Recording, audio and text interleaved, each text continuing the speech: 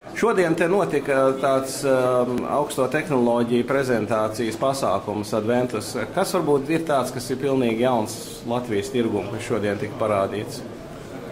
Es domāju, ka tas, kas varbūt reāli Latvijā jauns, ir lietas, kas ir saistītas tieši ar kaut kādu video iekārtu pārraidi, video pārraidi mobilajos tīklos. Tas, kas varbūt īpaši aktuāls kaut kādām mediju aģentūrām, internetu portāliem un tādām lietām, kas Latvijā līdz šim tiešām nav bijis redzams. Un tas ir tas, ko te tādi somu partneri, ko pat sastapu, kuri demonstrē šīs lietas. Jā. Un arī otrs lietas varbūt ir izcinājumi, kas ir paredzēti tam, lai no mobilajiem iekārtām varētu ērti lasīt kaut kādas uzņēmuma mājaslapas, kas ir šī satura optimizācija, izšķirtspējas optimizācija, tādas lietas. Un kā tas iedarās, teiksim, Adventus galvenajā darbībā, kas ir ļoti saistīta ar zvanu centriem un informatīviem centriem?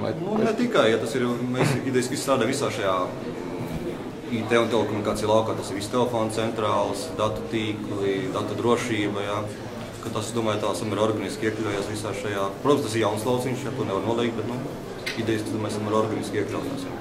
Bet arī klasiskā zvanu centrā jau arī tieši tāda vizuāla informācija. Mēs priekšā runājam par tādu piemēru, kā piemēram varētu, lai nebūtu cilvēku jānoslogo, ka kaut kādu vienkāršu apkopes operāciju, pa ko daudz zvani ienāk, ir sevišķi iekārta jauna, ka to var kā tādu video sižetu izlikt. Potenciāli, jā, jāskatās, būs ir tie reālie lietotāji, varbūt cik ir gatavi to pieņemt, bet ir tehnoloģiski, jā, to varētu organizēt, jā. Jā, tātad, teiksim, apkopes tehnikas varētu savā laptopā paskatīties, vai viņš pirmkārt ir atskrūvējis vaļā pareizo ierīci, tad sekot, teiksim, paraugam.